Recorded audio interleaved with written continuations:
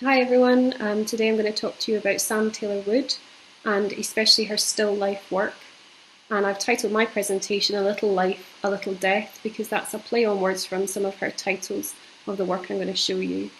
Lots of you may already know things about Sam Taylor Wood. Her name now is, she's better known as Sam Taylor Johnson, that's her married name. And she's been really prominent in the UK art scene since the early 1990s.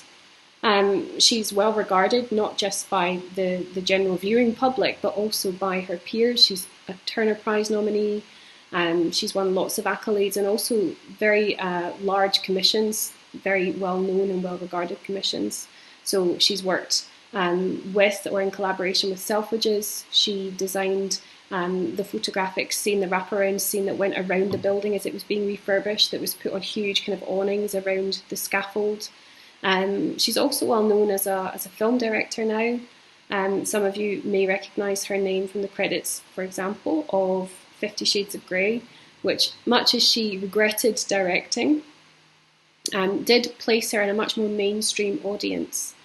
She's also famous for having directed a film called Nowhere Boy, and that's actually where she met her husband, Aaron Taylor Johnson. And she's very skilled at showing us things of life that are kind of like the central themes of life in a way that's very humane, sensitive, sometimes humorous. And her work is often very playful. So I'm going to show you some of her moving image work. The first one is from 2001. Now, the YouTube film that I've been able to pull to put on this presentation was originally accompanied by some music. The YouTuber had put music with it. In the gallery setting, Sam Taylor Wood didn't have any sound with this particular moving image.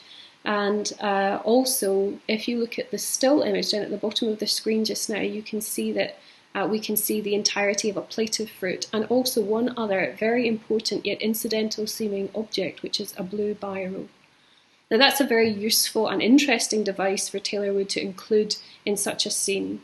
A scene like this harks back to conventions of still life, particularly Dutch still life in the Golden Age in the 17th, 16th, 17th century.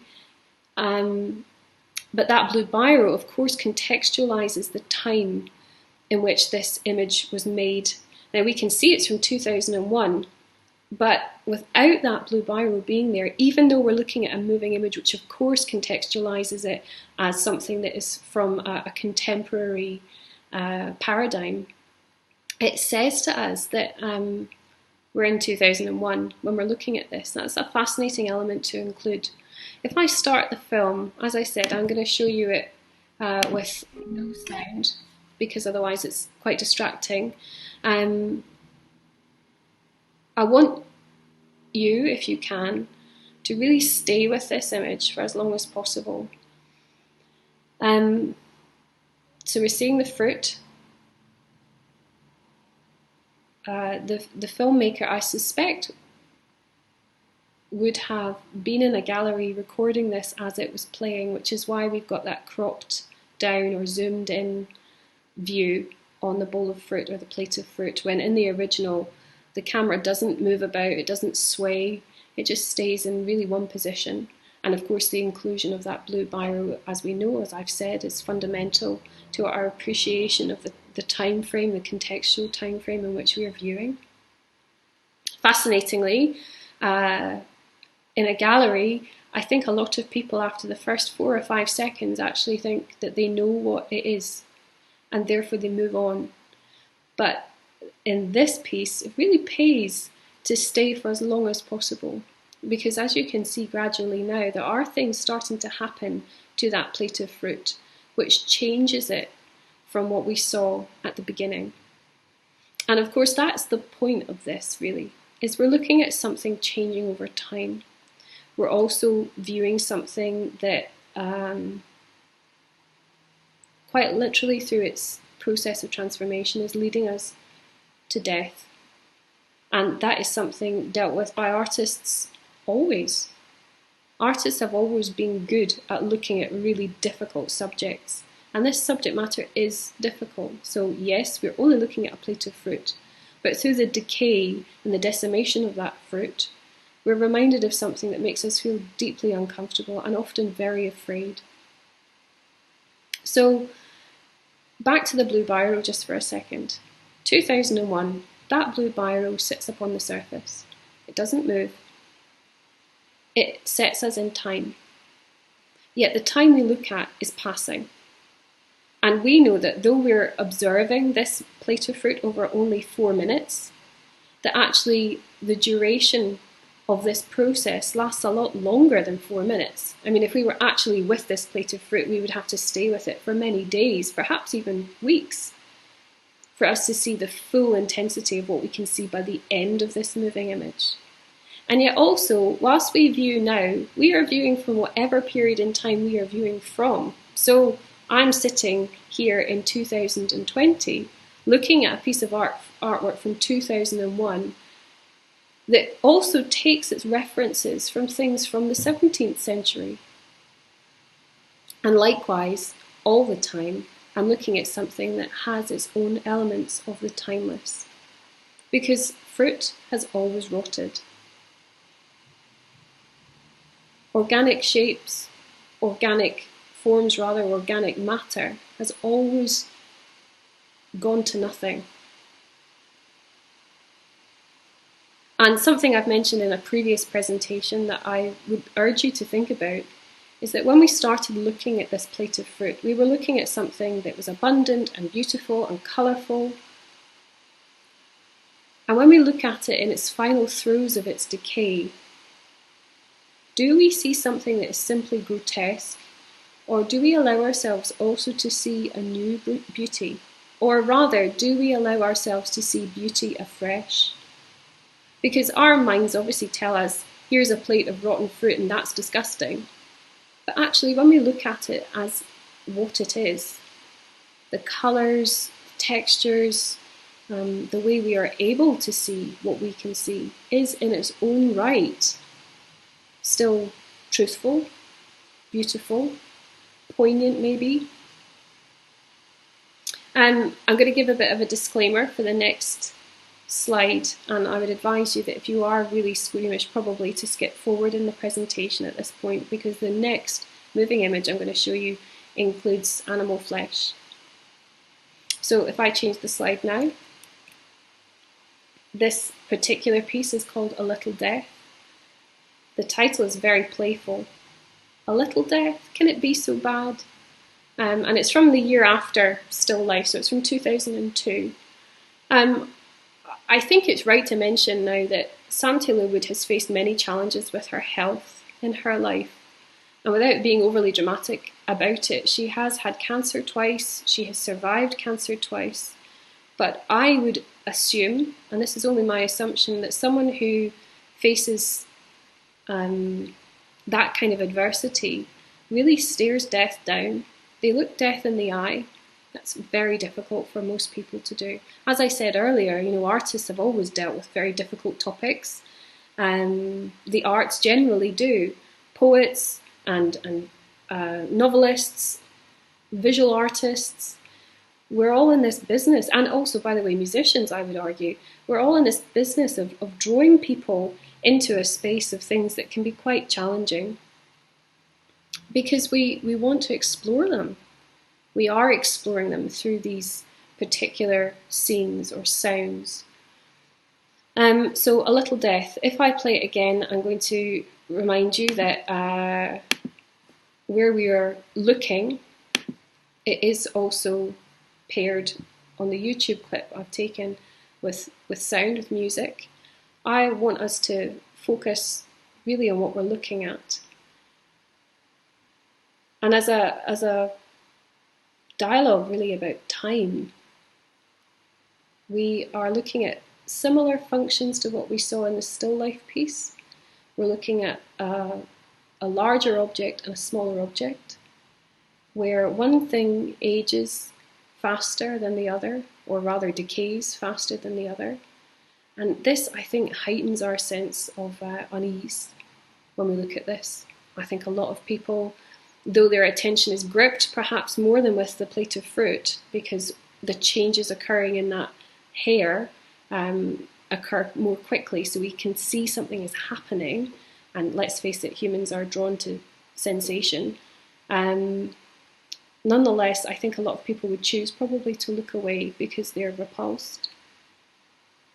And I understand that, but I also have to admit that I'm drawn to this.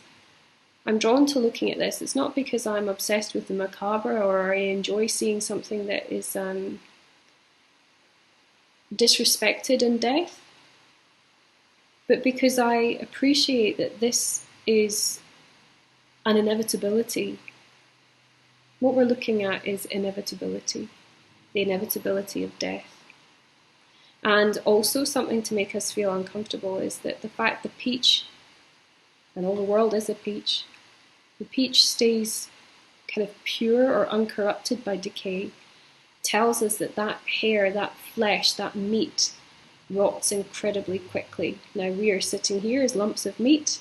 Are we making a connection in our minds, albeit very hesitantly and uncomfortably, that we are over in a blink of an eye relative to the greater scheme of time? Visually, Sam Taylor Wood is a very clever, well-informed and educated artist. She knows that there are references in this that come directly from 17th century painting. Even over time, if we were to take each segment of this film as freeze frames, and actually she did shoot this as photographs on 35mm to begin with, and then looped it or ran it through as a film, each frame has its own quality, painterly quality, the way that the background changes with the kind of mould and putrefaction, the way that the surface becomes covered, the colours, everything is very much about traditional still life painting. And also really the notions of vanitas painting. Vanitas painting, prevalent in Holland in the 17th century, it's very much about drawing our attention to what we think of about our own demise, about our own death.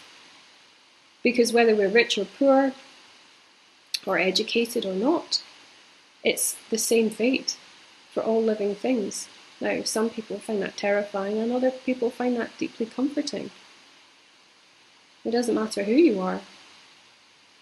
We all have the same inevitability. So, as I said, Sam Taylor Wood, smart lady, she knows all these references, she can see them. She would have studied Peter Klaus, who I've spoken about on another presentation. She would also have known why, for example, things like the hair is significant to her. Following her cancer treatment, she did make a very famous photograph called Single-Breasted Suit with Hair, in direct response to having had a mastectomy and having gone through chemotherapy and losing her hair. So the hair is highly symbolic for her personally, but also more broadly in the annals of time and of art history. Things like the hair, artists go back to hairs as symbols of fertility, for example, time and time again.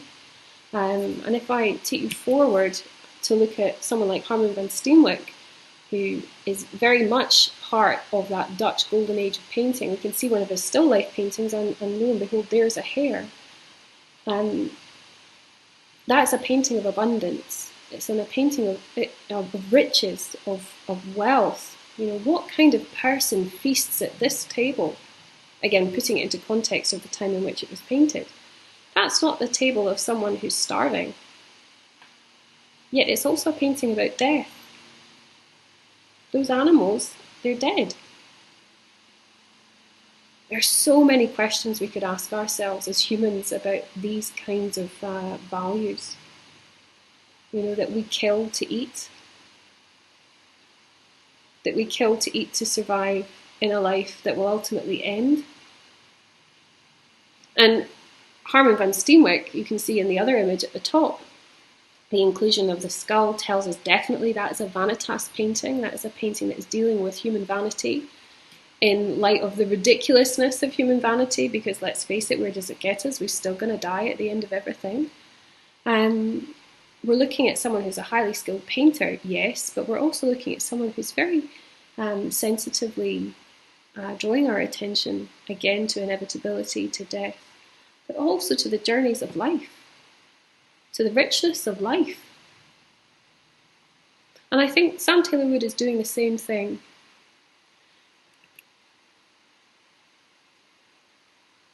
If we look at Peter Clyce, we're looking at someone with the skull and the quill. You know, that quill is no different to Peter Clyce as the blue biro is to Sam Taylor Wood. It's speaking of its time in something that is not about time. It's about the timeless. It's speaking about our kind of petty values, our human materialism in the face of something that is beyond the material.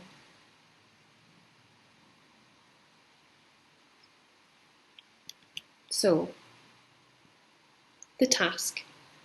Think and write about your thoughts on Sam Taylor Wood's imagery in Still Life and A Little Death. So you could compare her work to the Dutch Vanitas or Still Life painters. That's an obvious link to make. But I think what would be really clever is if you could also talk about the symbolism in Sam Taylor Wood's work more broadly. And of course, what you think of it and why you think those things. To really look at why, when looking at Sam Taylor Wood's work, you felt a certain way. To really explore and ultimately, I guess, to understand why you're either drawn to or repelled from that imagery. And as stretch and challenge, of course, you could create your own still life images that change over time. Now, in a practical way, I would advise that if you are going to attempt that you set it up somewhere that won't be disturbed for probably several days, maybe over a week. And that in these quite warm weather conditions we have just now, you might find that you return to photograph that scene always from the same vantage point, maybe 3 or 4 times a day. It'd be really fascinating to see if over time the things you photograph, in your opinion, adopt their own beauty, and that at different stages each thing realizes itself without having to worry about what was there before and what was there at the end or what will be at the end. And as I've mentioned in another presentation, you could also think that what is there at the beginning, that beautiful, abundant, fecund plate of fruit, is of no more and no less importance than the decimated, decayed, rotted plate at the end. And likewise, at every phase, at every stage of the phase, from beginning to end, we could find something of equal value. And the value, though the form changes over time, the value is that of beauty and of truth, no matter when. So I'm really looking forward to seeing what you produce in response to this, and thank you for listening.